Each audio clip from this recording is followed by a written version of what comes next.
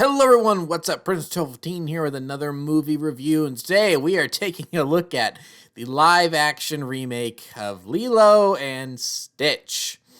So, quick backstory, just to fill you guys in so you kind of know where my headspace is at.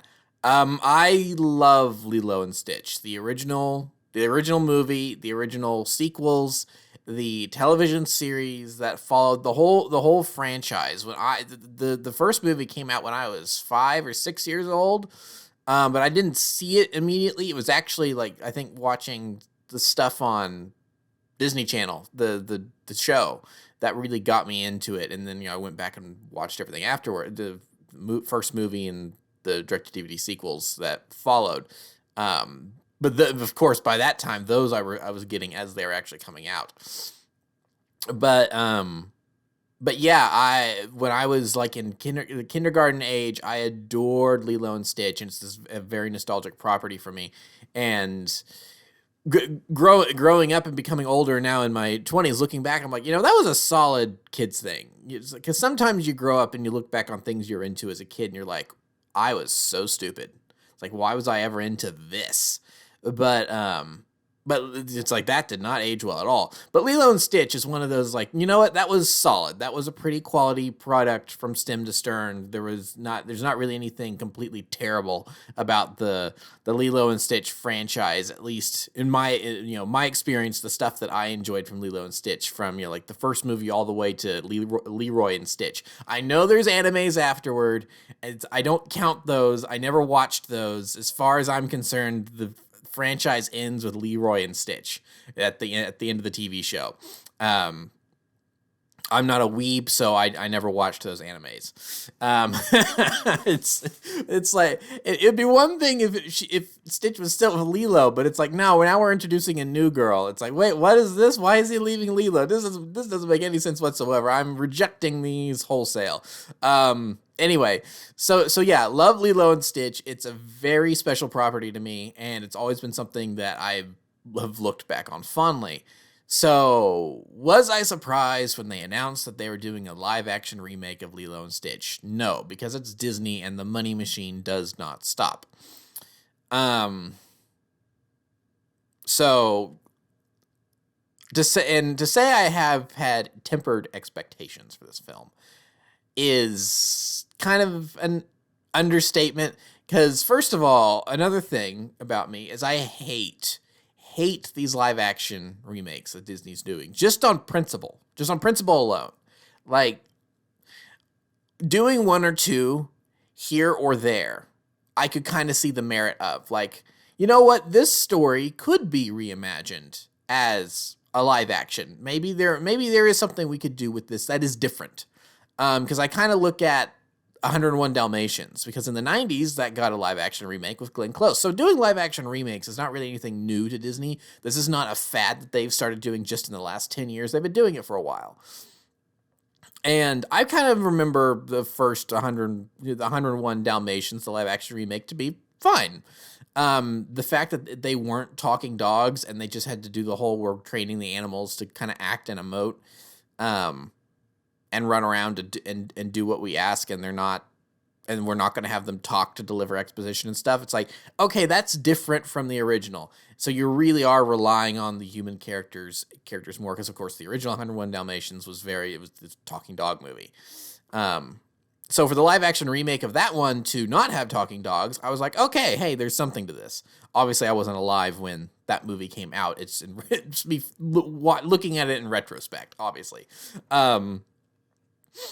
So with some Disney properties, I feel like there is kind of maybe you could remake that in live action and it could work. You could do something different and tell the story in a slightly different way.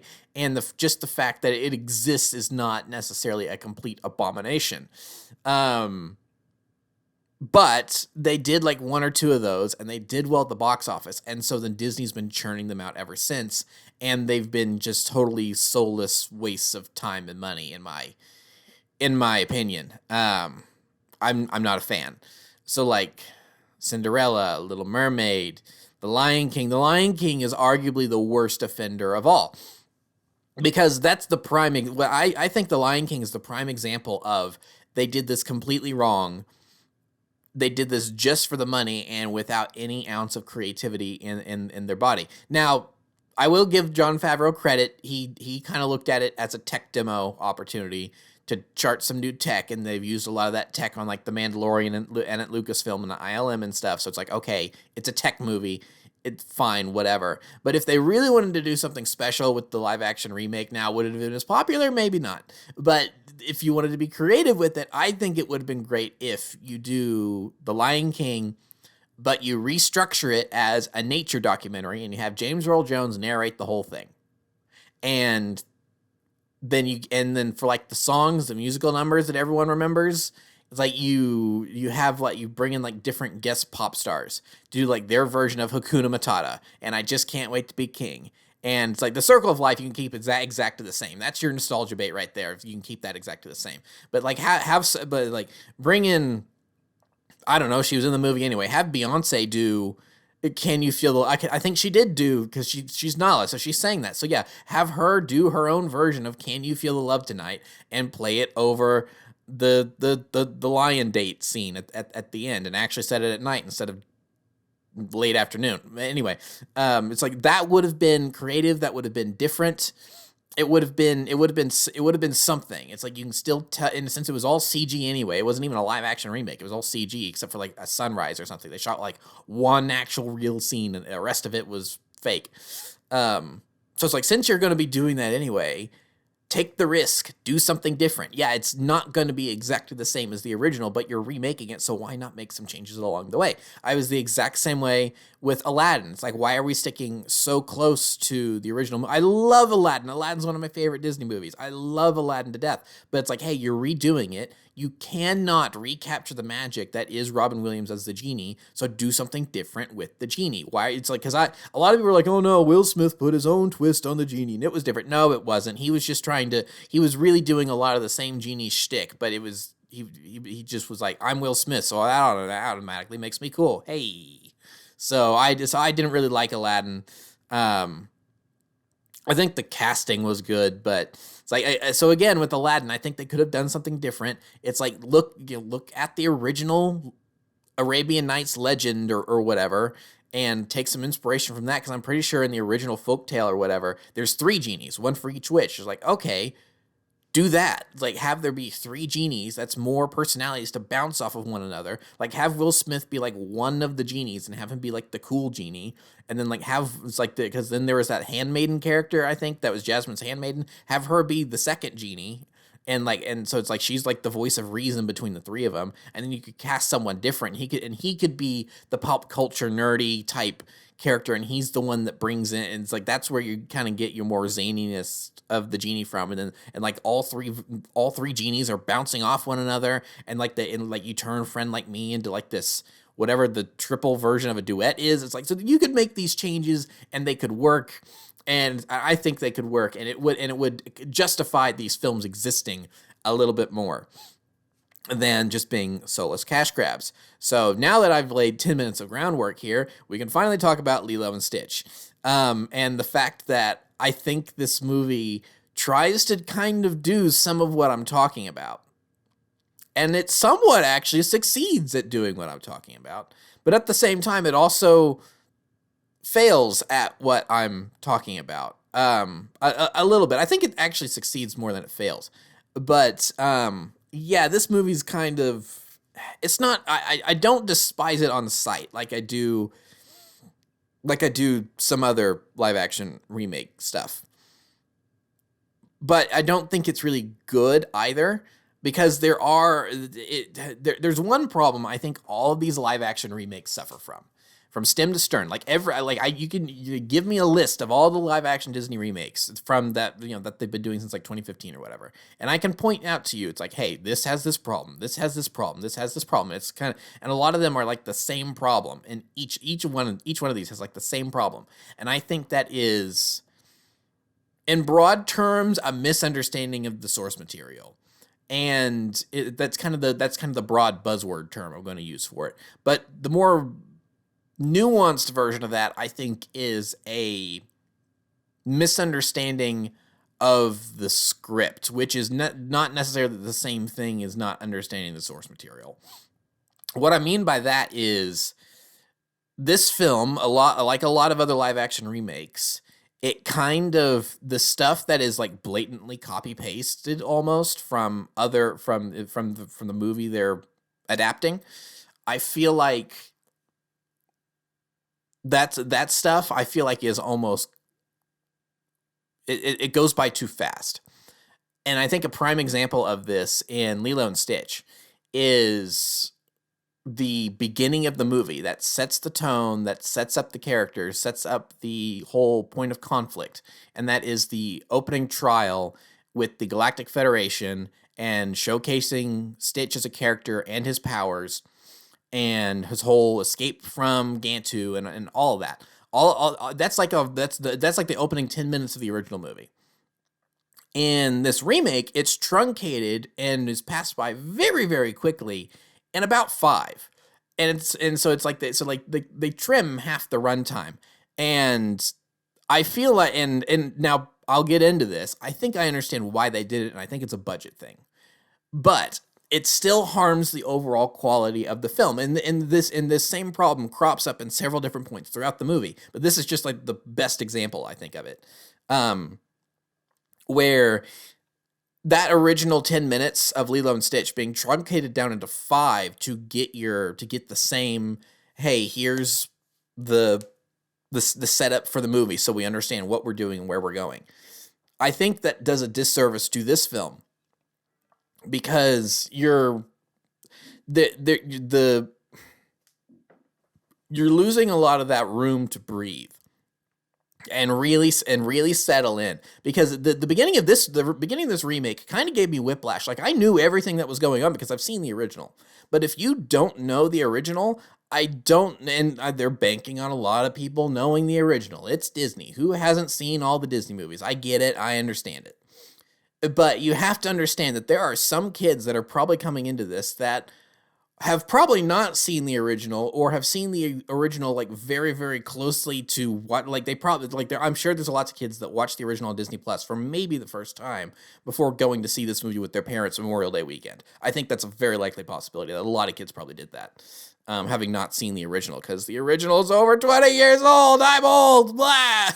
But so the beginning of the original movie is so good, is so atmospheric. I could literally sit and rewatch that opening 10 minutes on a loop, like over and over and over again, and probably not get bored because of just the way it is structured.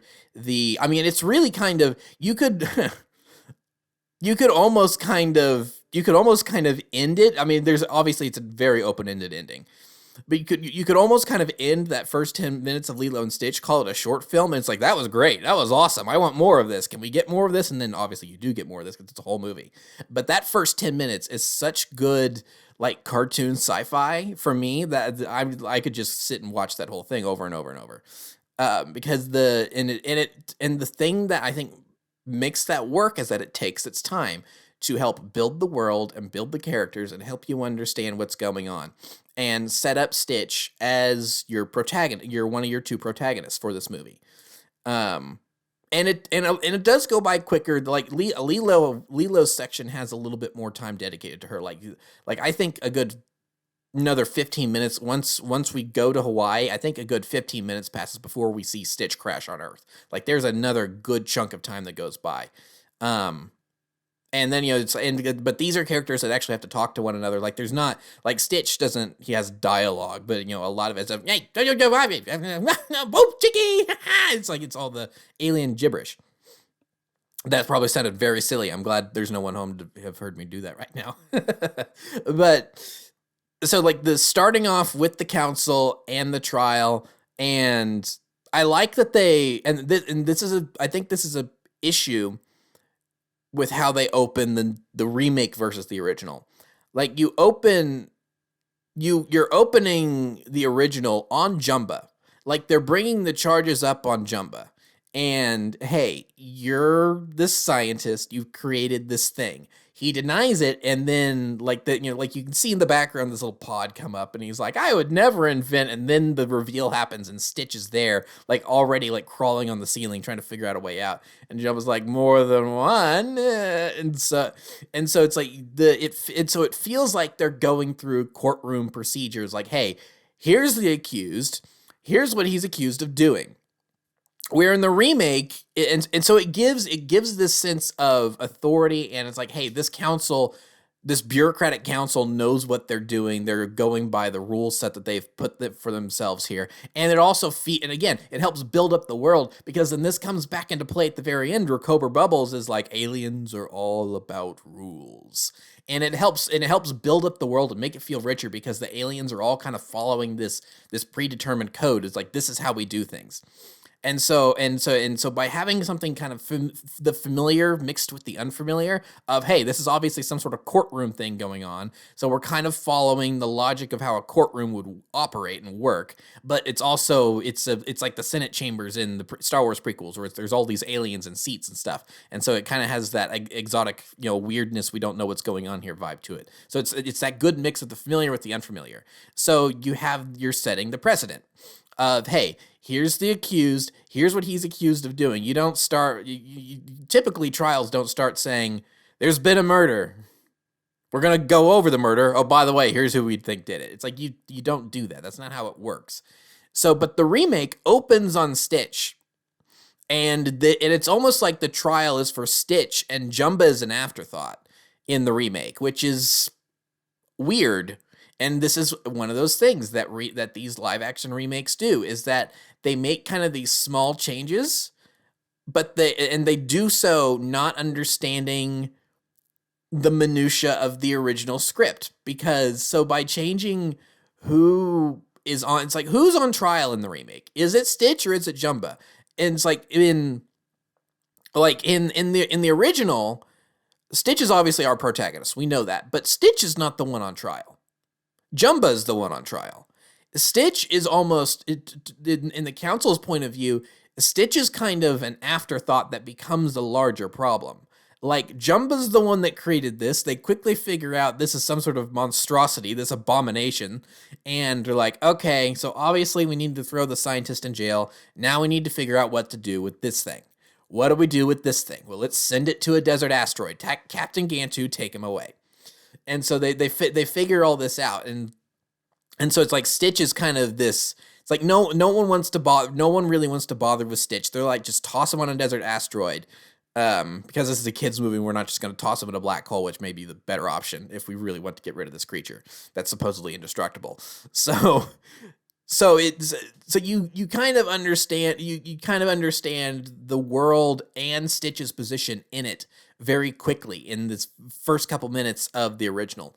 In the remake, by focusing on Stitch, it seems like Stitch is the one that's on trial and Jumba's the afterthought. Because it's like Jumba almost seems like Jumba's there at the beginning of the remake just to give exposition on what Stitch is, that is also why he's there in the original. It's like, let's not ignore story, roles and stories, at least in terms of these scenes. But again, it's the procedure and then messing with the procedure that makes it feel off. And maybe I'm being too nitpicky, because it's like I've gone for 20 minutes and 10 of these are just on the courtroom scene at the beginning. But like I said, it's the prime example of these movies not understanding the original scripts. And I had similar problems with Aladdin, because like the Cave of Wonders, like a lot of Aladdin is ripped, the remake of Aladdin, a lot of it is ripped straight from the original script, obviously. Like there's a lot of the same lines are thrown in, and they do their best to kind of even mimic the way they're said in the original. It's like there's a lot of that. But they kind of changed like one or two lines ever so slightly that the writers don't think really have any impact on the movie, but no, they do actually. And now the whole movie like should be different based on your line reading here. Because my big example for Aladdin is the Cave of Wonders, when Aladdin and Abu go into the Cave of Wonders. In the original, The Cave of Wonders is very clear what the rules are. Don't touch anything but the lamp.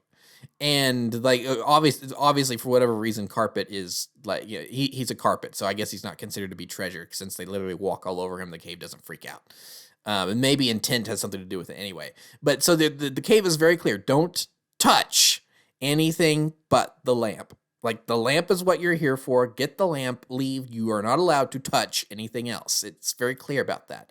In the remake, The Cave of Wonders, still voiced by Frank Welker, instead says, don't take anything but the lamp.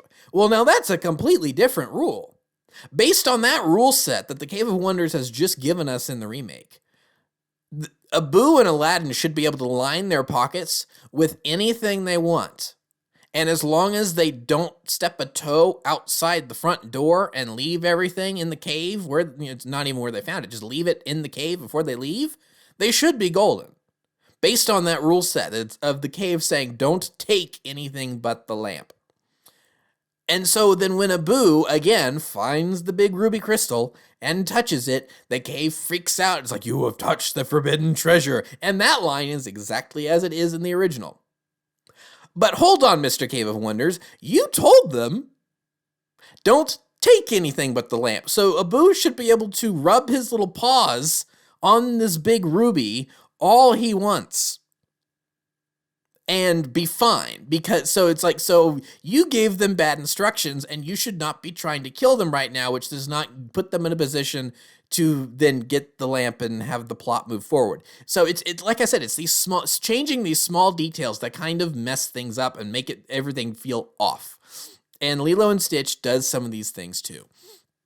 And like I said, the beginning scene where they truncate it down and they focus on the wrong characters, it makes it feel that way. And so then it feels like they're just going through the motions. Like, so in the original, when Stitch escapes, they really focus on slowing down, and you don't have to take that long with it.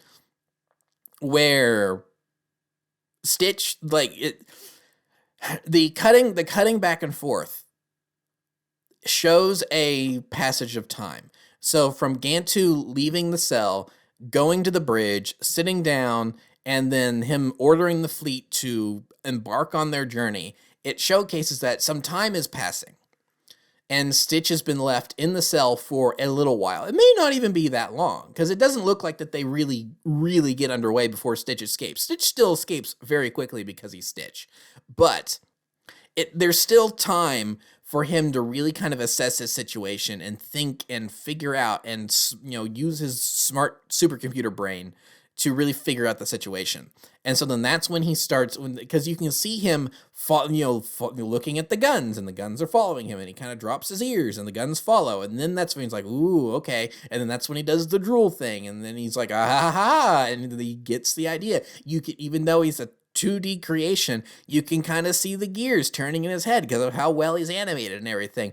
And then the little guard is trying to get onto him, and he spits on his hat, and then the guns start blowing things up, and then that allows Stitch to escape. And then using the bits of his cell that he was very easily able to break out of as shields so he doesn't get blasted by these giant plasma cannons. And then a good showcase of his powers of running from the guards, and his smarts of going to the power grid and shutting things down before making his escape so he can't be followed.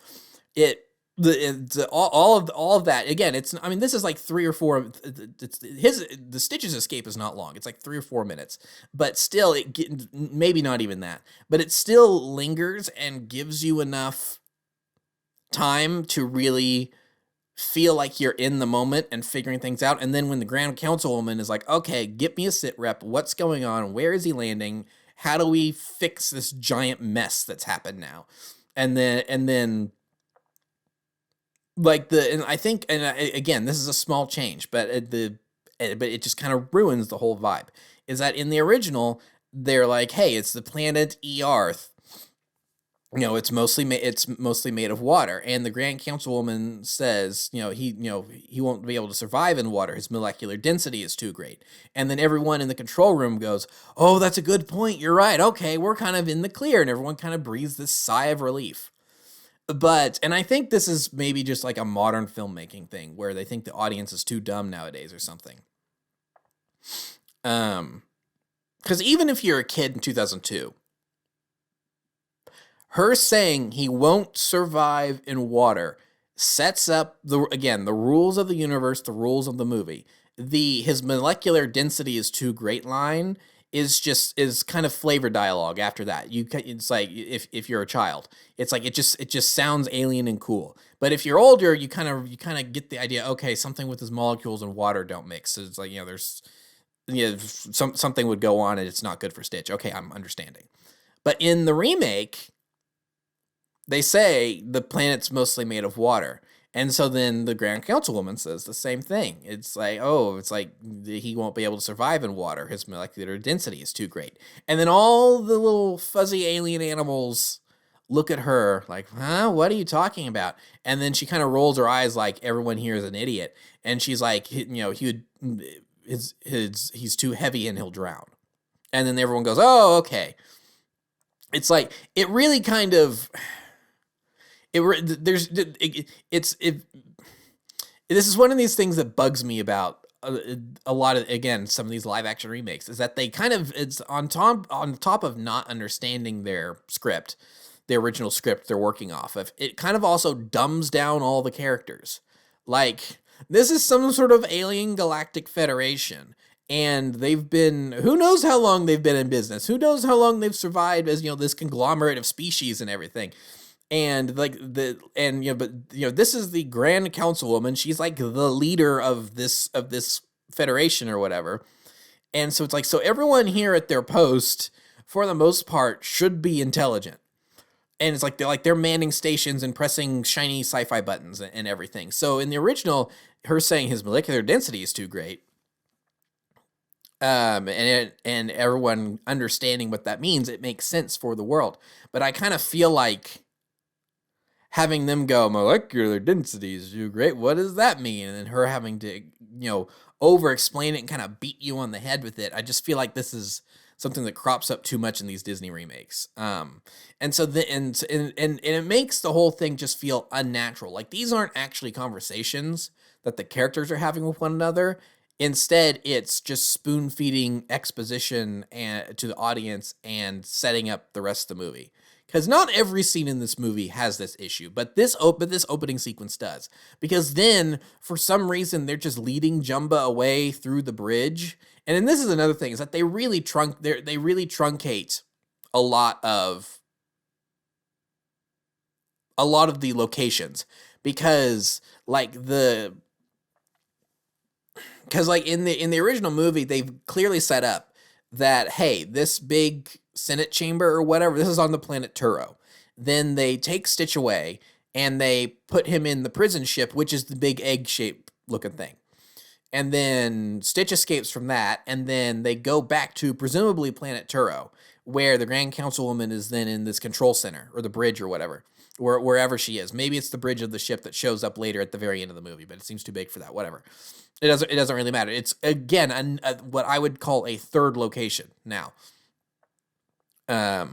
Because Gantu was on the bridge of the prison ship.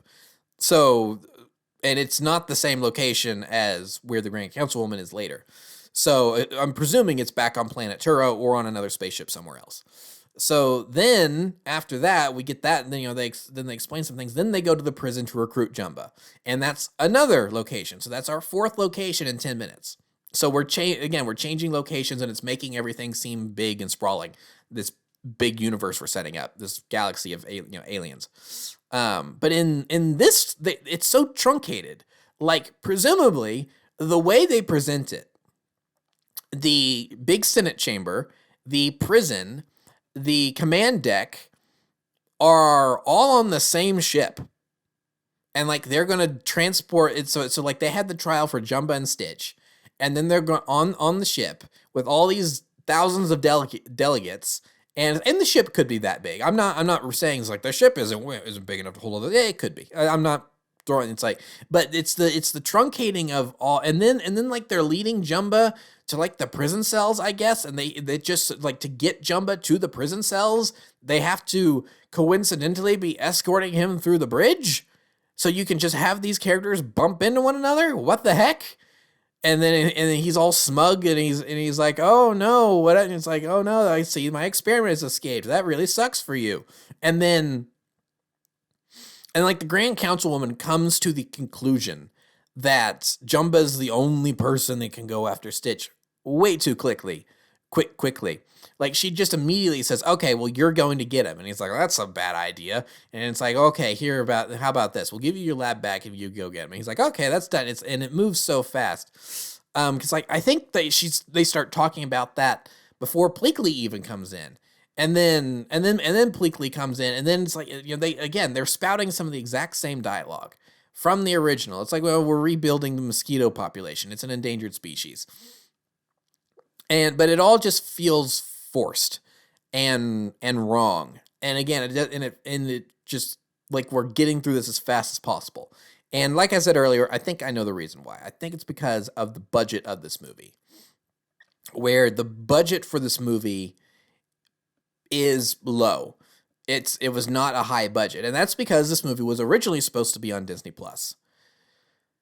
So moving forward, kind of, because like I don't need to discuss the whole movie. It's like this is kind of my major gripe with it, and it pops up in several places. Is some of the things that they've changed and not done well because this is a live action remake, and none of these movies have done this very well.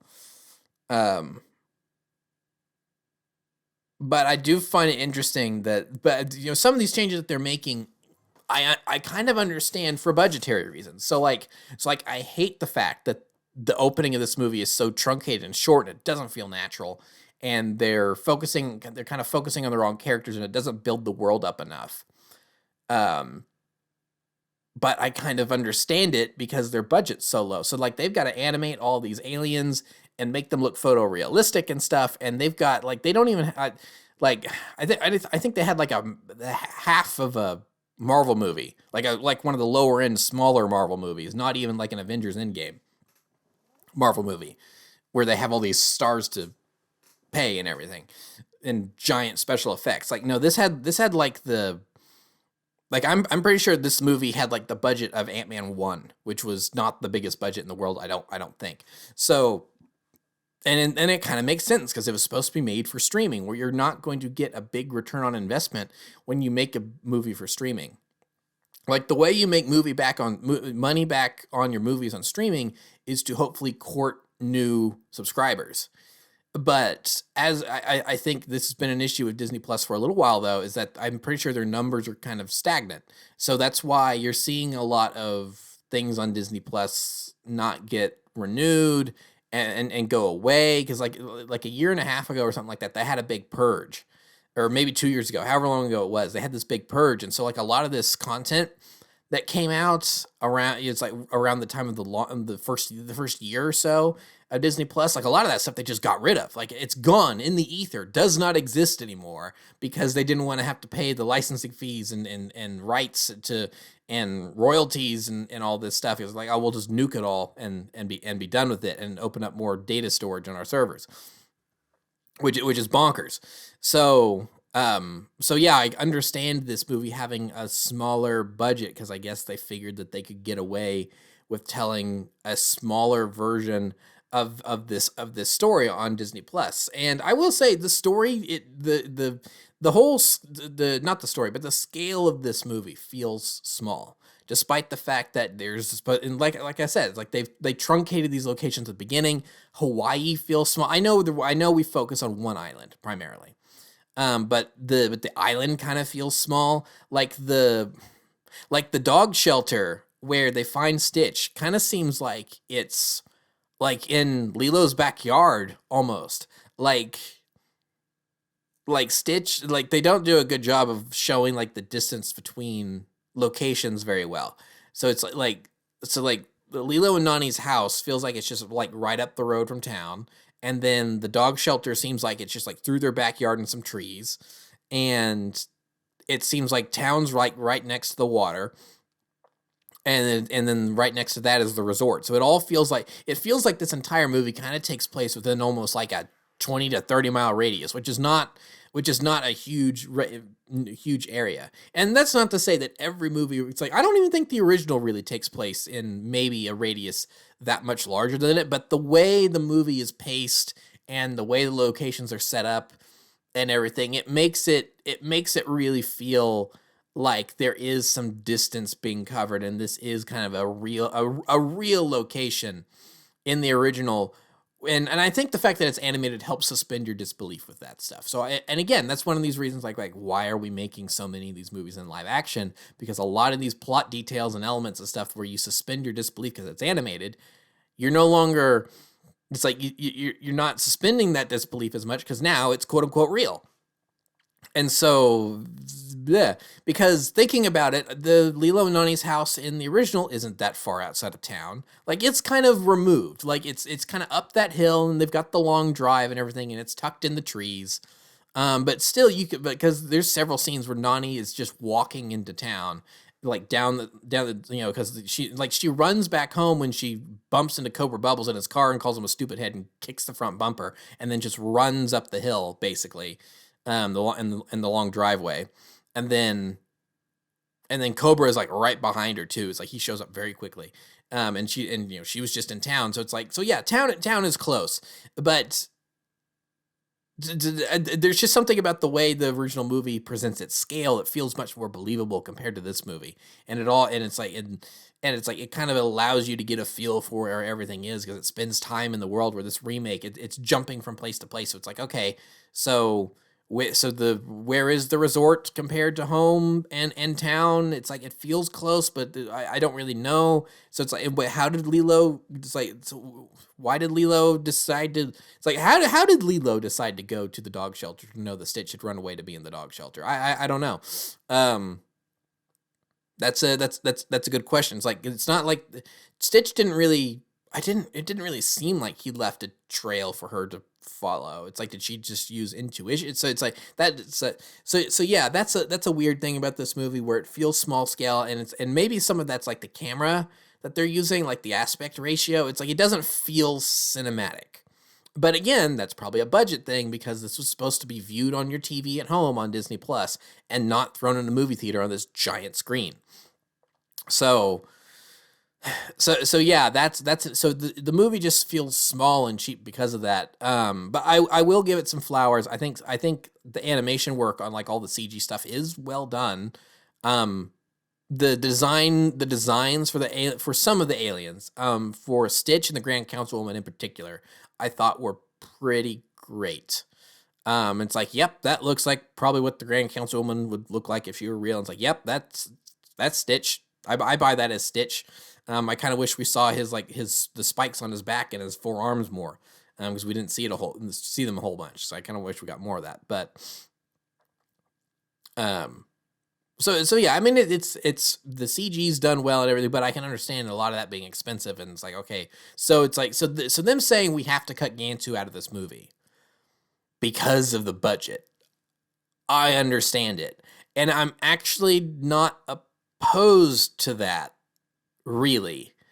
Because so it's been almost 40 minutes, so let's really get into the thing everyone flips out about when it comes to this movie is the change of villain compared to the original.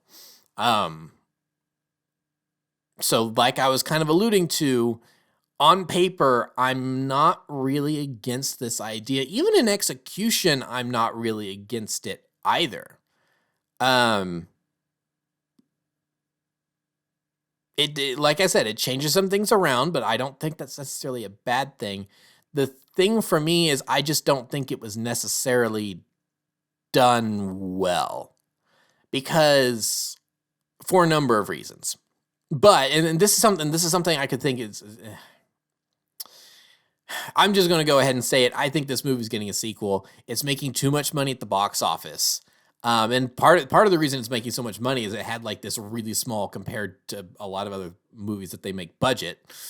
So, and they put it out at the right, it's like Memorial Day weekend. They chose a really good time to put it out. It had a low budget. So the fact that it's been like the #1 movie 3 or 4 weekends in a row now, and it's making all this money, I'm not surprised. And I think we will be getting a sequel out of this.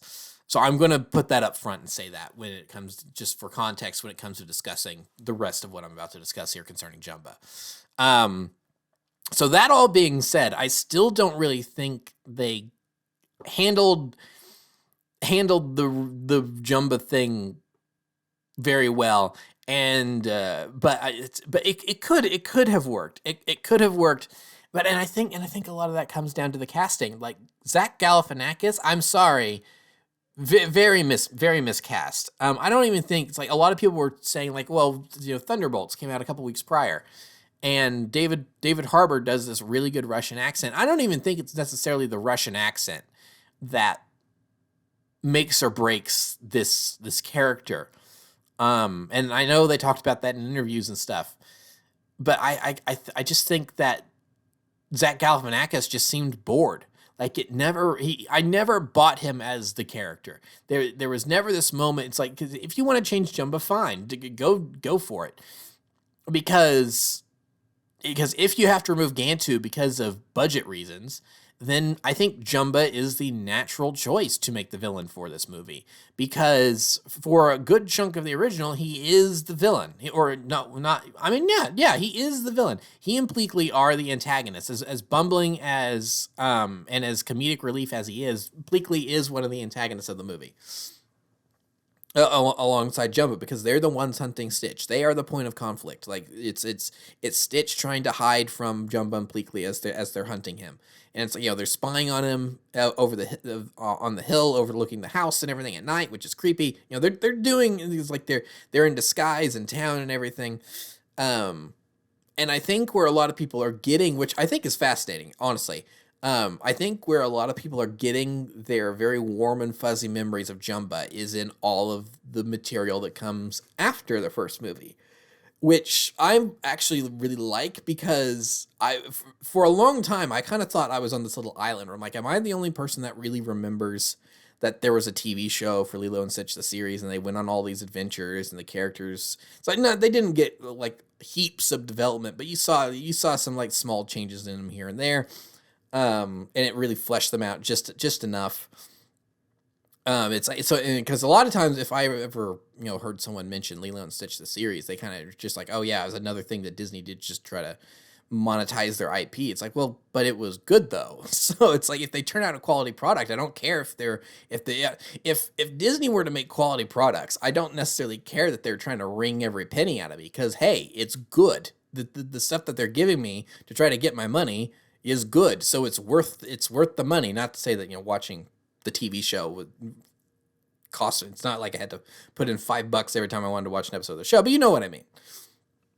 It's like the direct to DVD movies are typically pretty good for Lilo and Stitch anyway. Now that was so a lot of people seem to like lop a lot of the Lilo and Stitch stuff in with a lot of those other direct-to-DVD Disney movies that they were doing, like Bambi 2 and Cinderella 2 and Cinderella 3, even though the prince jumping out the window is a funny meme, I admit.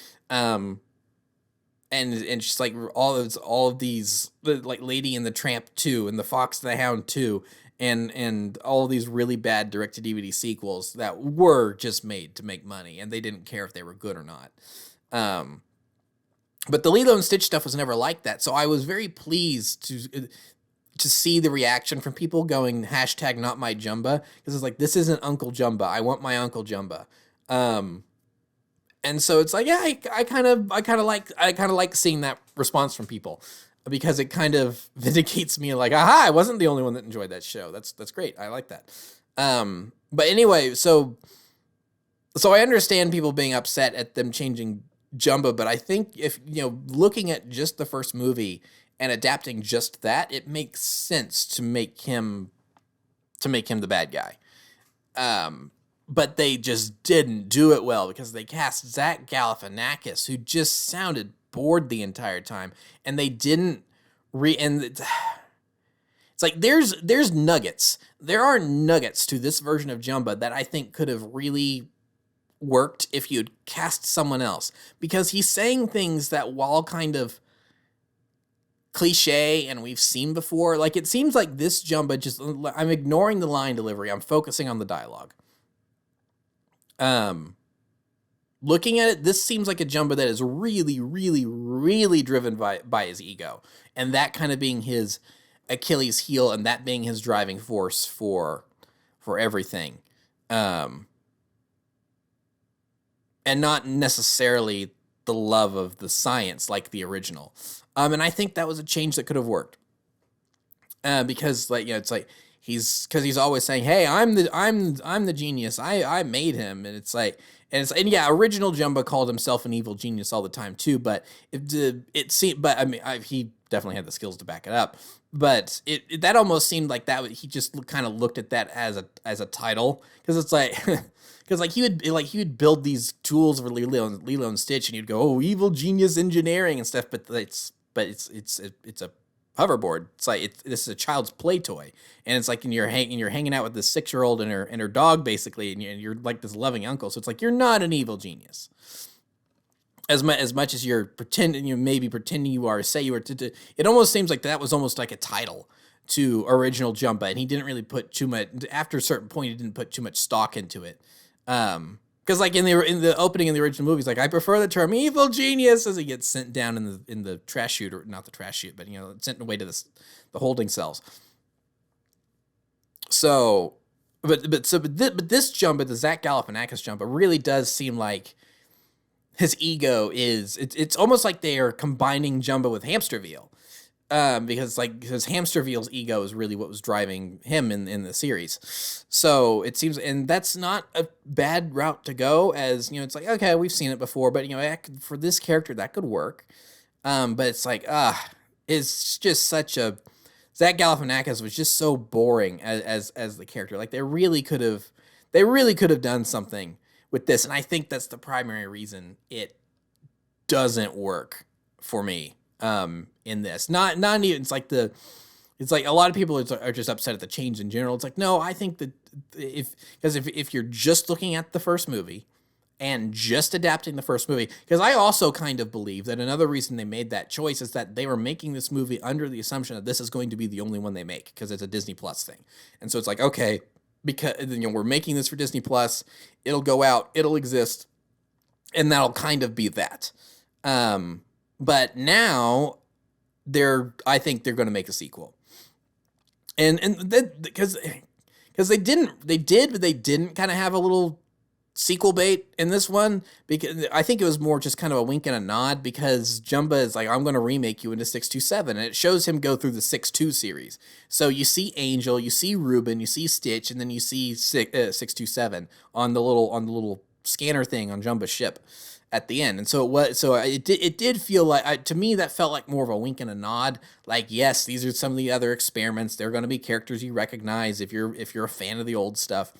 But it didn't really seem, and it's like, and it kind of seemed like almost a backhanded sequel bait, where it's like, here's a cheeky reference, and then maybe we'll do something with this later. Maybe it didn't seem like a direct setup. If they were going to do direct setup, I feel like they would have had a scene at the very end of the movie where it's like there's a CIA dive team trying to collect the remnants of Jumba's ship at the bottom of the ocean, and like they're removing debris and stuff, and then like the experiment container floats to the surface and opens up, and then you see all the pods in their DNA strand sequence and stuff, and then like one of them falls out and starts to activate, and then that's the go to black. Hey, we're making a sequel. I think if they thought they were going to be getting a sequel, they would have put that in there, and that would have been the kind of tease. But they don't. But the way the movie ends, it's kind of on a nice final note, which I know is controversial for people as well, which I'll get into here in a second. So, but they didn't really do that. They just showed a couple experiments, which I think was just more of a wink and a nod, and that was kind of it. So I think knowing that they had a constrained budget, and that this was going to be the only one that they're going to make, I kind of feel like, in terms of the story, for changing those things that they changed with Jumba and making him the overall villain, I think that was the right move. They just did not execute it on it well, because they cast Zach Galifianakis as Jumba, which is just gosh, that's probably good. That's probably like top 10 worst castings of all time for me. Because it's like, 'cause he just didn't really sound like he was. This strikes me as like one of those Adam Sandler situations where it's like he and his buddies will go to Hawaii for 3 months to basically to shoot a movie, but it's basically vacation time for them. Which, okay, fine. It's like with Adam Sandler, he can do what he wants, but it's like, come on, it's like you're adapting Lilo and Stitch. Put a little bit more effort in. It's like, so yeah. Because when I saw that he was cast in the movie, my initial thought was, oh, he's Pleakley. I could see that. I could see him being Pleakley. I could understand him being Pleakley. He's kind of got the high pitched voice for it. But no, they cast whatever the guy's name is Pleakley, and he didn't do a bad job. I think he was fine as Pleakley. I think he kind of had the zaniness down. Pleakley seemed a little stupider. I will say that. I feel like they did kind of understand Pleakley a little bit. They got the zany down, but they made him stupid, and not in the because Pleakley wasn't ever the smartest character to begin with, but it was more a sense of Pleakley's misinformed rather than he's stupid. Because in the movie, because of course that's the thing in the movie, is that he's the supposed Earth expert, but the extent of his knowledge is just the little Rolodex thing, the viewfinder, with like the slides of the asteroid hitting the Earth and stuff from like the 70s or whatever. And then and it's like knowing that the mosquito population is endangered. So it's just like, oh, he's just uninformed about Earth customs. Okay, got it. And so it's like, so he comes off as stupid, but that's the only reason, is that he's just misinformed. It's not like, it doesn't ever really see, to me anyway, I never really understood Pleakley as being a moron. It's just that he was this kind of eccentric guy who was misinformed about Earth, and so then he was kind of getting his education a lot in real time, once he and Jumbo were stranded there. So, so for this version, I kind of feel like they leaned too far into the goofy idiot territory, to where Pleakley seemed too idiotic. Because like if you were to put original Pleakley in this version of events of Lilo and Stitch, I think that version of Pleakley, while being kind of terrified, he would have been smart enough to go, okay, it's like he wouldn't have just been sitting in the bubble bath after being fired, and it's like the Grand Councilwoman says, arrest him. Pleakley probably would have been, and he would he have failed? Yeah, probably. Jumbo would have overpowered him, but he would have at least tried to make the arrest and been like, oh boy, this is now a bad situation. And he would have recognized that it was a bad situation, where this Pleakley, he just gets out of the bath and is like, okay, I guess I have to arrest you now. And then is like somehow surprised when Jumbo doesn't cooperate and shoots him with the portal gun and traps him in a closet for who knows how long. Okay. It's like, yeah, Pleakley's funny and he's maybe a little dim-witted, but he's not stupid. And he's not stupid. So mannerisms-wise, I guess they got Pleakley down, but they kind of flanderized him a little bit too. So it's like, but the guy they got to do him wasn't terrible. I could see him doing a better job with better material to work with, kind of like most everyone else, except Zach Galifianakis. If they make a sequel, get someone else, please. Or at least give Zach Galifianakis more money to care, because he's good in other things. I mean, for Pete, and especially with voice work, like for Pete's sake, the Lego Batman movie, he's a great Joker for the Lego Batman movie, and it's clear that he cares and is putting an effort into it. So yeah. So where does that leave Jumbo for going forward? Like I said, because I think we're getting a sequel. I think ultimately, while they didn't execute it quite right, they have a chance to make amends with that in the sequel, giving Jumbo a longer redemption story. Because in the original movie, and it's played off as a joke, and it's funny, and it works with the story being told.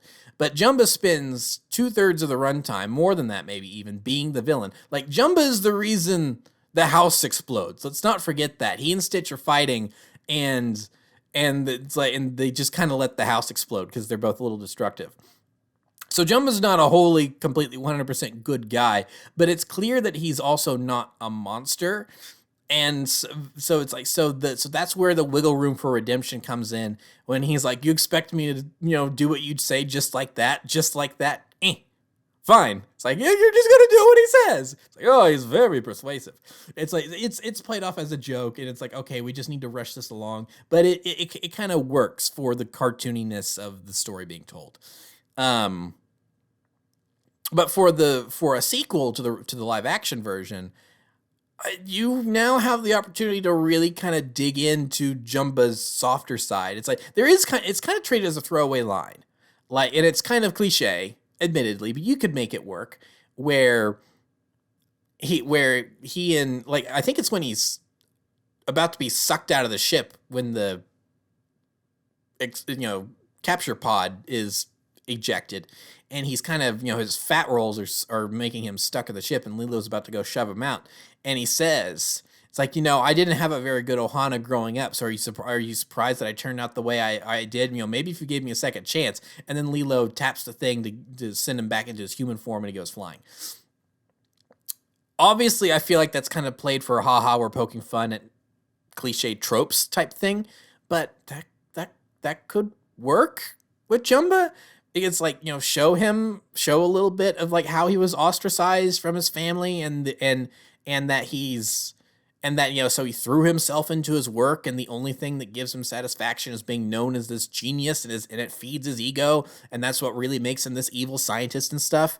And so that's why he's made 626 different experiments and everything. But it's like, so say the other 625 experiments get loose on Earth, and then the Grand Councilwoman assigns him, against her better judgment, to, it's like, okay, you are tasked with tracking them down, but you're now going to be watched by 626 and Gantu. So it's like, because I'm assuming if they get a sequel, they're going to have a bigger budget, because it's like, well, you made so much money for us the first time, we might as well give you a little bit extra spending money to, do some effects.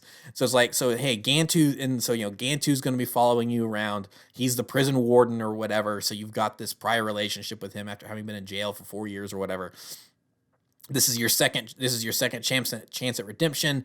Don't blow it. Gantu's watching you. And then it's like, 626 is going to help you track down the experiments. And so then Stitch has this moment of, it's like, oh, hey, I do have this, like in the show, in the original, it's like he figures out he's got this extended family out there. But that was sort of kind of played around with Jumba in the original, it's not really focused on greatly. But for this remake, you could really kind of, as much as I say these remakes bash you over the head with it and really don't do a good job of being subtle with it, and so it kind of ruins the message a little bit. There is an opportunity for them to show Jumba that, hey, he kind of made his own family, and that kind of allows him to redeem himself and become Uncle Jumba. Because I kind of have this thought, this rough idea for a scene in my head where it's near the climax of the movie. Gantu's kind of shown his true villainous colors. He just wants to, destroy all the experiments instead of rounding them up to rehabilitate like Stitch. He's ready to be rid of the abominations and etc. And, he's got like Stitch pinned or something, like it's, or Stitch is stunned or caught up in a net or whatever, and Gantu's like throughout the entire movie he's called him Stitch 626, Abomination, all this stuff. And from the beginning of the movie, Jumba's the same way, where he's calling him 626 and my experiment and all that stuff. But then, like, as he kind of starts to soften, then like there could be this moment where he redeems himself and he's like, hey, Gantu, and like Gantu's distracted, and he turns and Jumba's holding the portal gun or something, and he's like, his name is Stitch, and then he fires the weapon, and it manages to dispatch Gantu for the moment, and Jumba's able to free Stitch, and then they go on to defeat Gantu afterward. It's like, that could work. I mean, is it something that's been done a bajillion times? Yeah, but if you do it right, I mean, the original Lilo and Stitch really has a core concept of the found family, and these are stories that, it's like, there's a saying, there's only 7 stories that have ever been told. And yeah, that's kind of, in a way, that's kind of true. So it's like, so none of these ideas are really new, but it's the way they're done and the heartfelt emotion put into it that makes it feel fresh and creative and like and you know heartfelt and emotionally resonant and really makes the original franchise stick with people, of me especially, you know, all these years later. Like, I'm 27 years old going on an hour-long rant now about Lilo and Stitch the remake because I don't think it holds a candle to the original, and here's all the reasons why. Because the originals were done so well. So it's like, if they could play their cards right, and if they could play their cards right, they could maybe have this good redemption moment. So to maybe churn out a better movie. Because watching interviews with the director, I feel like, and looking at his past filmography, I feel like that this probably didn't turn out the way he wanted it to. I feel like that he has been through the media training ringer, and in a lot of ways he has had to, you know, kind of toe the corporate Disney line, and he's never really been able to completely give us 100% of the answers that he's wanted to give us. So, like, removing Gantu from the movie, I feel like, you know, and he's kind of like, oh, you know, because his excuse has kind of been, well, it wouldn't work in live action, which I don't know how many times we've heard that about one of these live action remakes. Oh, it wouldn't work in live. It's like, there are things that wouldn't work in live action. But this is a story about aliens. You can have an 80-foot shark man in your movie about aliens. It's fine. That would be fine in live action. It would work. It would be okay. So it's like, so those excuses, I really think, are kind of Disney corporate speak for it's too expensive. And so if you, and so I, it again, you know, hearing the way this guy talked about the original and him drawing the characters in his little social media videos and stuff, I feel like this guy does care about the story. He does care about the characters. He did care about trying to make a good product, but they gave him, kind of, compared to what he needed to really tell the story right, kind of a shoestring budget. So they had to remove sections of the original story and change things, and then he was like stuck with Zach Galifianakis as Jumba, which was a weird choice. So it's so it's like I feel like a lot of these I feel like a lot of the people involved deserve a second chance to really get it right. And considering how much money the movie's made, even despite complaints online, I feel like, yeah, give them a second chance, give them a bigger budget, like let them really do justice to this, because this felt like a Disney Plus movie. Like there's certain scenes where like when Stitch is trashing Lilo's room when it's bedtime, and like she puts the lei on him, and then that's when he finally calms down. Like the camera is zipping around and moving around. Like it's too disorienting. It's too zoomed in. You could tell Stitch is running around on screen for a lot of it, but you can't really tell what he's doing. And it's like, and that's something that works a lot better when you're sitting 10 feet away from your TV, as opposed to a giant screen in a movie theater, which doesn't sound like that would really matter. It's like, well, it's a bigger screen, so you should, well, no, it's like the way cinematic shown in a movie theater films are shot is different, because the aspect ratio is often different. It's like, that's why whenever you a lot of times you watch something on your TV, that's why you have the black bars on the top of the bottom, or if you're watching an older film, on the sides. Like if you pop in a VHS tape, you're gonna have the black bars on the side, because the aspect ratio is different. It's like a lot of those are just filmed differently because they know that it's going in a theater, compared to a Disney Plus feature, which is going to be, it has to fit on several different size screens, so you film it in a different aspect ratio. So even if it's a somewhat similar aspect ratio, the cinematography is still going to be slightly different. So yeah, it just felt too small scale and cheap for what they really needed to do. So yeah, but now the really big things. Like, people complained about Jumba being the villain. People complained about Gantu being removed from the film. But I feel like this is kind of the crux of what everyone really got mad about. And that is Nani leaving at the end of the movie. Which definitely goes off script. I'm going to put it that way. It goes off script from what the original did.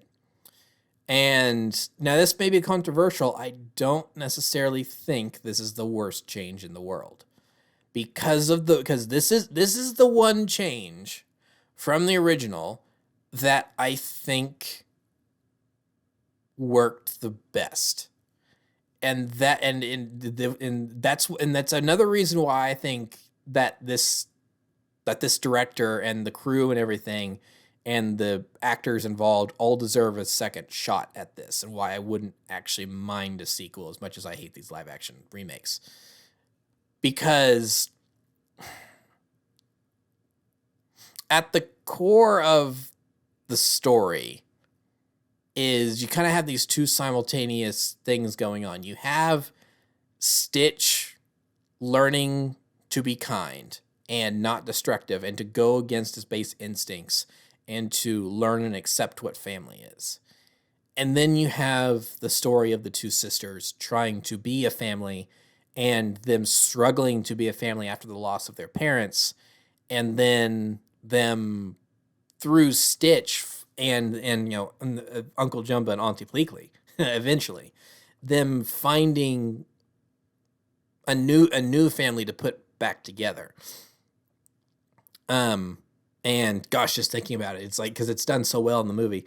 And so that you have those are kind of the two simultaneous threads going at the same time, and it all wraps up into one another at the end. So this being the remake, it does the same thing. But now there's an added wrinkle, is that it's really showcasing what Nani, as like a 19-year-old, is sacrificing to take care of her 6-year-old sister, and how this is a really bad situation, and this isn't, and it's tricky because I know there is this stigma of, especially the way Native Hawaiians and Pacific Islanders and colonization, there's a lot of baggage. There is a lot of baggage there. And so the initial, you read it online, that Nani gives up Lilo to CPS and goes to college in San Francisco. Just reading that, I understand, seems really bad. But I think the way that the movie presented it, I think it works. And there's two reasons for that. One is that they introduced new characters that help build on, and this is one of those things where it's like, yes, please change the story, but you have to make changes that reinforce the story and not just change it for change's sake. Because some things being changed, whether it being a necessity, being a change, like removing Gantu being a necessity, that does throw a big wrench in things, because you lose a parallel between Lilo and Stitch, because you have that great parallel where Stitch bites Gantu and he asks the deck officers, hey, do you think this is infected? And then later when Lilo beats up on Myrtle and bites her, then Myrtle asks her little friends, it's like, hey, do you think this is infected? And so it shows you that Lilo and Stitch are the same. They're two sides of the same coin. And that's what helps bond them together, is they're both these outcast weirdos. And so by removing Gantu, you lose part of that parallel between Lilo and Stitch. But then I think they did a good job then rebuilding that by showing them running around the resort kind of causing trouble. And that was one of the changes I liked. And I think was done well. Now, Myrtle is still kind of in the movie, but again, this is one of these things that these stupid remakes suffer from, is that they think they have to still include things just because they're in the original. It's weird what they pick and choose to include or not include, because like I think they could have just, other than the initial moment of conflict at the hula practice, I think they could have completely removed Myrtle from the whole rest of the movie. Like, you didn't need her. Like, Myrtle hammers home the point about Lilo's alone. Nani didn't show up because she's stuck trying to work to provide for them. And after that, I don't think Myrtle needs to be in the rest of the movie, especially because I don't even know which one of them Myrtle is. Like, we never really get a good solid moment where Myrtle's face is on screen to understand this is the little red-headed she-demon that is Myrtle Edmonds. It's like, did she have braids? Maybe. It's like they never really, the brief moments that we saw her, I think the one that is her, I think she's got these kind of braided pigtail things, and I think she's got some brownish, almost maybe red hair. Maybe, like I said, it's not a good look. You don't get a good look at her. And then also, she definitely looks older than Lilo, which also puts a little bit of a different spin on the bullying. It's like, because in the original, they're clearly supposed to be the same age, and so they're peers. But in this one, it's like, oh, this is like a 2 or 3 years older girl picking on this poor, like an 8 or 9-year-old girl picking on this poor orphan 6-year-old. That's really, it kind of actually makes Myrtle a worse character, if that was even possible, which is hilarious. But anyway, so I'm talking, driving the point home about changes here. They introduce a couple of new, 1 or 2 new characters in this version that I think actually does enhance the kind of the message of Ohana and family and found family and all that. Because you have the social worker who is the original Nani, which I liked, and I could totally hear it. Like, she sounds 20 years older, but that's original Nani for sure. I can hear it in her voice. That's actually really cool. And like her little things, like that was Kool-Aid warmed up in the microwave. Okay. So, or Capri Sun. No, that's what it was. I thought that was kind of funny. And then you have the neighbor across the street who's the original Mrs. Hasagawa, the basically blind and deaf old lady that runs the fruit stand from the original, which was also cool. And she's David's grandmother. So you establish that David and his grandmother are direct neighbors, and that Nani not able to, and this is really one of those. This doesn't work in live action compared to animation. And not, it's like, a giant fish man wouldn't work. No, it would. It's a story about aliens. It would work. But leaving the little kid alone and just letting her kind of run rampant around the island doesn't work as much in live action as it does in animation. So introducing the, what do they call her? Tutu, I think. The neighbor across the street, David's grandmother. Introducing that character, I think, was a good choice, because then they have this, there's this really bad situation. The parents are gone.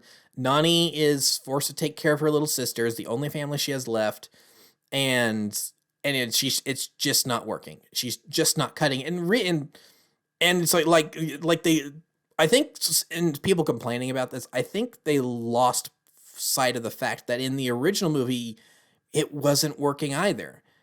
And it did take Stitch and Jumba and Pleakley and David helping out, and Cobra Bubbles throwing his support in as well, probably on the federal side of things.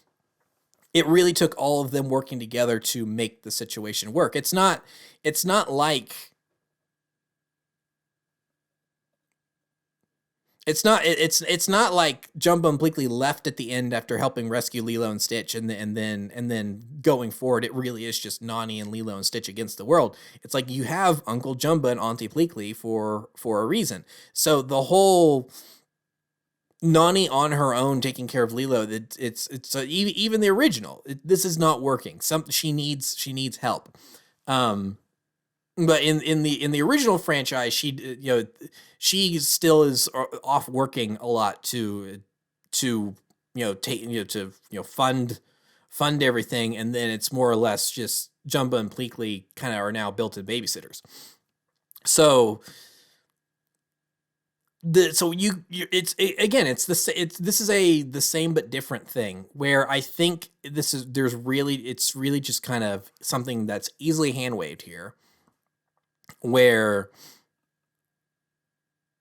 And I think you can follow the logic. They don't explicitly state it, and it's never stated, but you can follow the logic in the original where you have the event with aliens. You know, Cobra Bubbles is working as a social worker. He's not undercover or anything like in this version. Like, he is a social worker, but he's got this shady past as some CIA assassin goon guy or whatever. So he really is trying to be a social worker and look out for Lilo's best interests. And he's like, yeah, I have to take her away from you, Nani, because the house just blew up. It's like, you've left her home alone. It's like, you're not capable of raising her, unfortunately. Yes, I understand this is a terrible situation, but it is what it is. But then the alien thing happens, and then it's like, well, the aliens need somewhere to stay. This is some sort of weird science experiment with a conscience that can talk, and he's cute and fluffy. And so then I think you can kind of follow the logic that then Cobra Bubbles kind of fudged some paperwork and is like, okay, we found Uncle Jumba and Auntie Bleakley, who are now going to, from the mainland or wherever, who are now going to live with them and figure it out. So that way we don't have to like completely remove Lilo from the situation. And they're more explicit with it again. And I think this is maybe a side effect of the way some things are just written nowadays. So they're more explicit with it in the remake, but I think virtually identically the same thing happens in the remake compared to the original. It's just now that Nani is able to also, Nani's not having to work 3 different jobs that she hates to put food on the table. And I like that. I like the fact that they say, hey, you're still a kid yourself. You're like 19. Because that's a thing that people point out every now and then. Like a post will show up online where they'll go, oh, look in this one scene of the original Lilo and Stitch. She's got all these surfing trophies on her cabinet. So clearly she was like some sort of surfing prodigy. And it's like, I think Lilo even shows Stitch a couple pictures when they're looking at the family photo album, where it's like there are shots of Nani surfing. So it's like, yeah, she was some sort of surfing prodigy and she could have been something, but she had to throw that all away to take care of Lilo. And then the original series runs with that, where it's like, yeah, even like Nani's not in a lot of episodes because you can presume she's just off working at the rental hut or the resort or whatever. So for Bryan Cranston, by the way, it's like the resort owner in the original series was voiced by Bryan Cranston. I had no clue. I've been watching it again because of the movie, the remake, and everything. And then it's like Bryan Cranston's name popped up in the credits. I'm like, what the heck? Was not expecting that. But anyway, that's just a side note. So this version kind of wrapping up by allowing Nani to pursue her dreams, and it's like they're like, oh, but they gave Lilo to the state. I mean, technically, yeah, I guess, but she's living with the neighbor across the street. So, but here's the here's the real crux of why I think this works, and I don't have an issue with this, and I think people were flipping out over kind of nothing, is the fact that she has a portal gun. So it's like she went to school in San Francisco, which is hundreds of, if not thousands of miles away because of the Pacific Ocean and everything. But she has a portal gun. So if she wants to pop in on her lunch break in between classes, she can. And she does. We see that. Like, she takes like because of the time difference between, I think, well, maybe it'd be more like middle of the night. I think, yeah, that's actually how the time works. It would be night in San Francisco and it'd be daytime on Hawaii. But anyway, like, she uses the portal gun to go back home to Hawaii and spend time with her sister. And it seems like she could do that whenever the heck she wants. Like, they don't, like, there's no thing where it's stated that the portal gun has ammo and it's got a limited amount of uses. So it just seems like that the portal gun can be used willy-nilly. So Nani has a way to come back for weekends, for birthdays, holidays, every night. She could come, as long as the time difference doesn't mess anything up, she could come back for dinner. And it's it's not really going to even be like she left. So it's like, so this is really kind of a win-win-win. Like, everyone wins in this scenario. And so is it maybe a little too convenient? Perhaps. But so if they had Nani leave and she didn't have the portal gun, I would be flipping tables like everyone else. Like, no, this totally goes against the original movie's message. You've totally screwed this up. This is terrible. What have you done? How do you misunderstand your source material this badly? But she has the portal gun. She has instant transportation from one location to another. She can literally bend the laws of physics and reality to her will to visit her sister at a moment's notice. She probably actually now has more freedom to spend time with Lilo than original series Nani did, because she was still working all the time to feed not only herself, not only Lilo, but also 3 aliens that have strange appetites and put food on the table for them and with money and stuff. So, because there's several episodes of the original show where they're constantly complaining about not having enough money, and like they're having to scrounge for change, and it's like, Nani's having to go to work, to make money. It's like, so Cobra Bubbles kind of smoothed over a lot, but he still wasn't able to give him like a nest egg to like really take care of him. Nani's still having to work her tail off to make ends meet. But in this version, it's like everything's kind of working out. She's going to college on a full ride. She doesn't necessarily have to work a job anymore, because the money she's not spending on college can help afford the renovations on the house and take care of Lilo. And then David and his grandmother are going to be there to watch after her. And then there is Uncle Cobra Bubbles and Uncle Pleakley now. So I don't know if anyone noticed this. It's very quick, but in the original series, Pleakley's first name is Wendy, and that's another whole thing. It's like, oh, he dresses up like a woman. And it's like, oh, well, on his planet, Wendy is like, the name of a great warrior. And so it's like a high honor to be named Wendy. But in this movie, he says Agent Wendell Pleakley. So they use the masculine version of it for this version. So it's very, very quick, but so I don't know if anyone noticed that. But so I don't know. I don't know if he's going to be Auntie Pleakley in this version. I think he probably will definitely be Uncle Pleakley. But so a couple of things are kind of changed around, but you get the same result in this version, and it's actually kind of arguably a better situation. It's just that in this version, Jumba's the bad guy. So, also as an addendum to this, I do also like that it wasn't like Nani had to be talked into it. It's like there were multiple times in the movie where she was trying to throw out, like she had resigned herself to never going to school and to look after Lilo her entire life, and then it ended up being Lilo that was like, hey, you need to look after yourself too. And it was partially Lilo's decision that helped Nani make the decision to go to college. Nani was never ever just going to straight up abandon Lilo. So that's another reason why I think the choice works for me, because it feels like it wasn't this spur of the moment flippant decision that was made. Like it was something that kind of the movie was building up to, where Nani kind of accepted that she needed to look after herself as well, and like go further her education and stuff at the school she wanted to go to and everything. So I think that was another reason why it worked for me personally. So yeah, that's a change I'm not really upset about, really. But while I'm not upset about that change, I still don't. I'm going to wrap up here because I've been going way longer than I thought I would.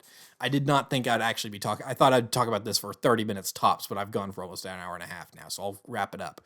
But yeah, I still think that this movie is extremely flawed. Like, I don't think it's shot well at times. It's like there are some like Jumba is just not done well at all. I get their intent and I get the necessity of what they probably had to do, but I don't think they handled it well at all. And yeah, and it's just and they repeat so many things from the original, and rush through them without really understanding the heart or the emotion behind it. So like the end of the movie when Stitch is going, "This is my family. It's small and broken, but still good." Good. And it's like that whole scene that makes me bawl like a baby whenever it's like, rewatched it a couple weeks ago before this came out, before the remake came out, and at the end I'm just like bawling, and like they removed the Ugly Duckling book. There is no moment where Stitch has, which is this huge, and again it's this, and they change it, they kind of reinforce the point in other ways, but they're blatantly repeating lines, like not even talk about repeating lines. I actually think they just used the original audio from Chris Sanders for Stitch from the original film for that scene, because it's been 20 years. There's certain new vocalizations for Stitch in this movie that Stitch sounds older. He sounds different. And then they reuse stock audio from the originals, and it's like, oh yeah, that's original Stitch and this is new Stitch, and you can tell.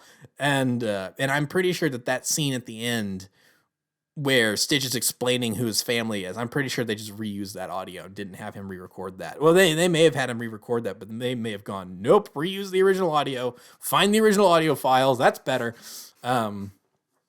It was cool that they did bring back Chris Sanders, though, especially since he's been at DreamWorks for like 15 years now or whatever. So he's kind of been over with the enemy, so to speak, but they still let him come back to be Stitch for this. So I'm happy about that, since it is a character he created and everything. So,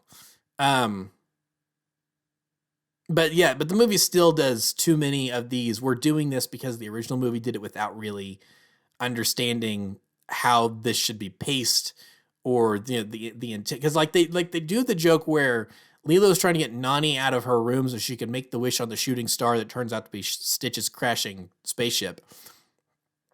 And in the original, Nani's like that whole, oh, gravity crushing me. It's like, too heavy, being just a bratty older sister and playing with Lilo.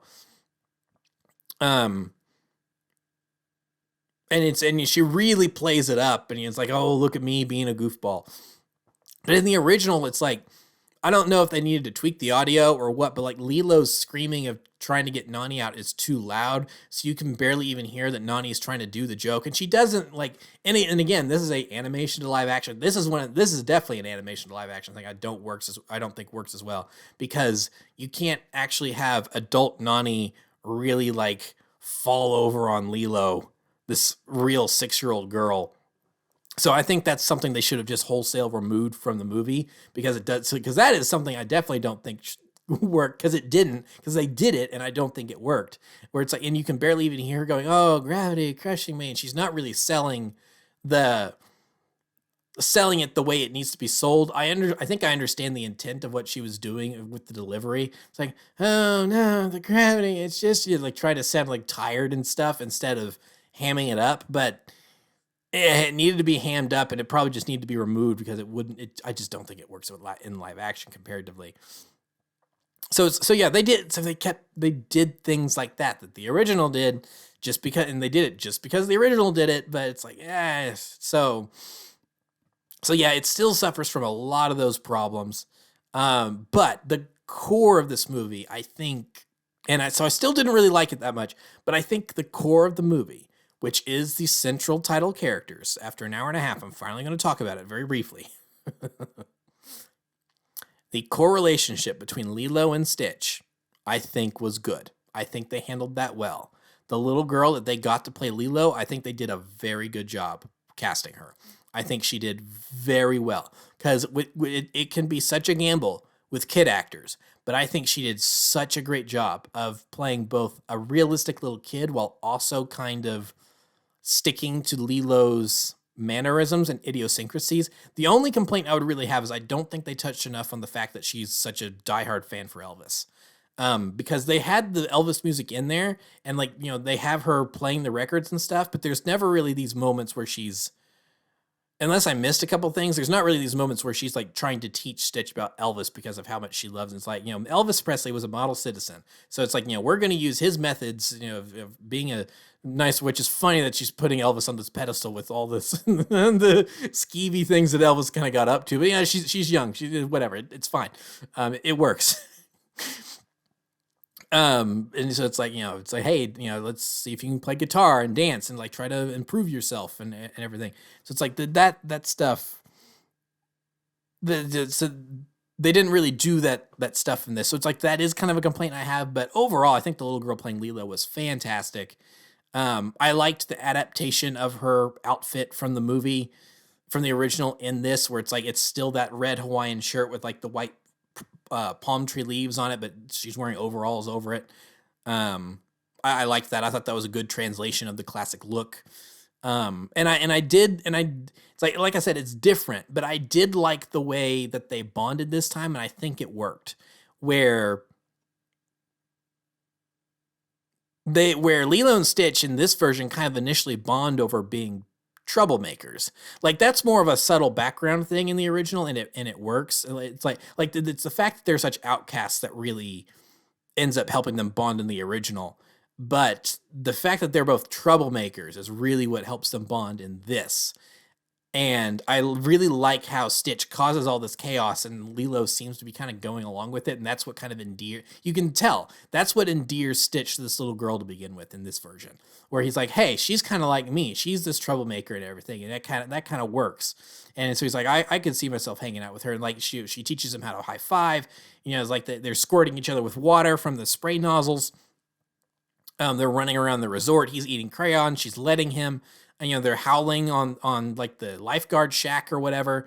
They're sneaking into places they shouldn't be, and he's causing all this chaos. And so Stitch thinks, he's like, oh, I've really found a friend here that enjoys chaos as much as me.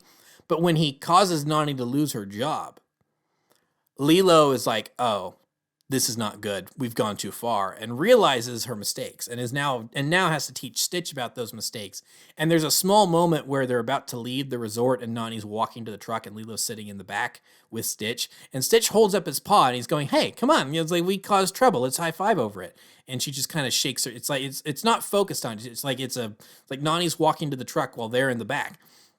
But Lilo kind of shakes her head like, no high five this time. And Stitch is kind of confused over that. And so then that's when they get back to the house and Lilo has to like, and he's causing, and she's like, hey, could you not cause trouble for 5 seconds? And is trying to teach him how to be good. I think it's different from the original, but I think that still worked. I think and then the next day they're really trying to help Nani out, but Stitch is causing trouble because it just innately, and that is like the original, because like he plays guitar at such a high pitched frequency that it shatters all the glasses and around at the coffee hut. And then they go to the beach and they're trying to, it's like, draw in tourists and stuff, but then the flash scares Stitch, and so then he lashes out. And you have similar things happening in this, where it's like they color on the walls, but that's really kind of like they're just having fun. They're being kids. Stitch is rubbing his nose on the window and everything, kind of a callback to the opening sequence where he's rubbing snot and everything on the glass container that he's being held in. And it doesn't work out. It doesn't turn out good. And then, but he almost causes Lilo to drown when they're in the ocean and everything. And that's what really is the final straw for the social worker and everything. And he realizes he's breaking up the family. And then he's like, well, I've ruined everything. I've ruined this too. So I'm just going to go put myself back in the pound.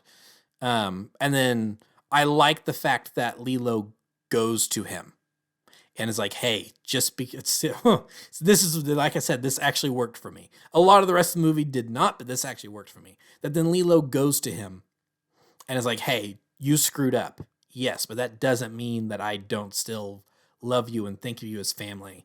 And she picks him up and hugs. Like I said, that actually did work for me a lot. And then it's immediately interrupted because Jumba shows up and it's Zach Galifianakis, and I hate it. So it's like I was kind of starting to get misty-eyed at that in the theater. It's like, okay, they're doing a good job at the core of this, the Lilo and Stitch dynamic and everything. They're doing good at this. And then it's like, I'm kind of getting misty-eyed here. And then Jumba showed up. I'm like, great. Here's Zach Galifianakis again. Awesome.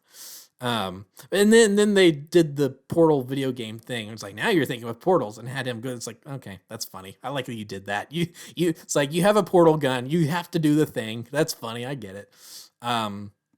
So yeah, the Lilo and Stitch themselves, they did good with, but a lot of the stuff surrounding it, they didn't quite nail it. But I would love to see, but like I said, this movie's made enough money. I think they're probably gonna greenlight us. It wouldn't surprise me if they greenlight a sequel. So I'd love to see this director get a second shot with a higher budget and really be able to turn out something that is really really good. It's like, showcase more experiments, kind of adapt some of those things from the series. Um Grow Lilo up a little bit, because like throughout the entire series, it's like, I mean, clearly there's some time that is, because I think in Leroy and Stitch they keep saying that 3 years have passed, but Lilo still seems 6 years old, so it's like she should be older at this point, and they don't really make a point of her being older. So, but now it's live action. It's like by the time they get a sequel spooled up and released, it's going to be 3 or 4 more years at this point. So it's like, grow Lilo up. What it's like, Net was like, what is she, like late elementary school now, or maybe she's even going to be in middle, like sixth grade, so like early middle school at this point. What does an older Lilo and Stitch look like? It's like, so obviously you don't want to lose that charm of those two characters and them kind of being young and kid-like and everything. You don't want to lose that, I don't think, but I think there is something you could explore there and do the Jumbo redemption story and bring in Gantu and all that. So it's like, and I was thinking about it, I think a good casting, and it's like still having an 80-foot alien whale man walking around. Yes, it would get expensive, so they're probably going to have to do the disguise thing again.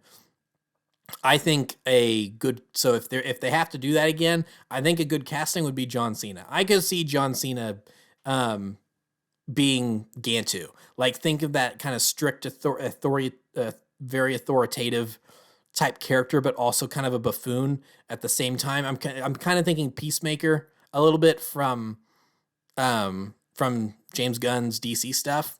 It's like I could see him being Gantu. That could work.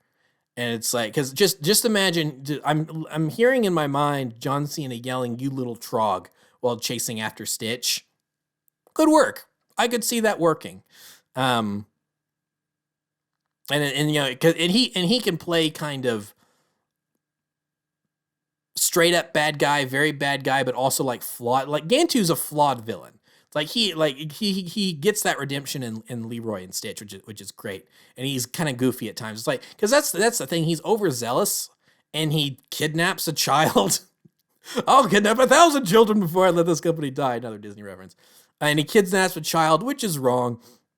But at the end of the day, Gantu in the movie was just kind of trying. He wasn't necessarily a bad guy. He was just overzealous in his job and was just trying to do his job and made a couple of poor decisions because he didn't really understand Earth.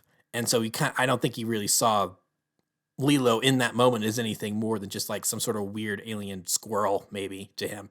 So, and he's definitely more straight up villainous and antagonistic in the series, and he definitely doesn't like Lilo. But he gets a good redemption in Leroy and Stitch. So I think John Cena could kind of play the different shades to that in a second movie, and then redeem Jumba. Please change the actor, unless Zach Galifianakis is actually gonna try next time. That'd be great. But so I think there's room to improve. They could so yeah. And if they're gonna do it anyway, it's like, please try to improve. It's like, because if they do a sequel and it's worse than this or on the same level as this, then I'm just gonna roll my eyes and go, well, Disney gonna Disney, just put out slop to make money, because that's still kind of what I see this as. But it's like, maybe potential in a sequel, but I'm an optimist. I've always been an optimist, so I guess we'll see if this movie's making bank. So it's like, I feel like it's gonna get a sequel, but we will see. So yeah, those are my thoughts on Lilo and Stitch, the live action remake. I've been going for an hour and a half at this point, and I'm hungry. My throat is sore from talking, so I'm going to shut up. But I will be back soon with another movie review, because the day I'm uploading this, we will be like 2 days removed from the How to Train Your Dragon live action remake, which I'm also very trepidatious about, because that's another thing I love very dearly, which is How to Train Your Dragon. And ironically, also co-directed by the same two people. The original movie co-directed by the same two people that co-directed the original Lilo and Stitch. So those two guys are having quite the summer here. Which honestly, good on them for making such iconic children's media that adults like me can love years later and not feel silly for loving them. It's like, no, I feel no shame for loving Lilo and Stitch and How to Train Your Dragon. Those are two good franchises. So yeah, that is it for this review. So thank you for watching. Remember to like, comment, subscribe, all the great stuff. Remember to follow me on Twitter and Instagram. Those links are in the description below, and I'll see you guys next time very soon for How to Train Your Dragon. Thank you so much for watching, and goodbye.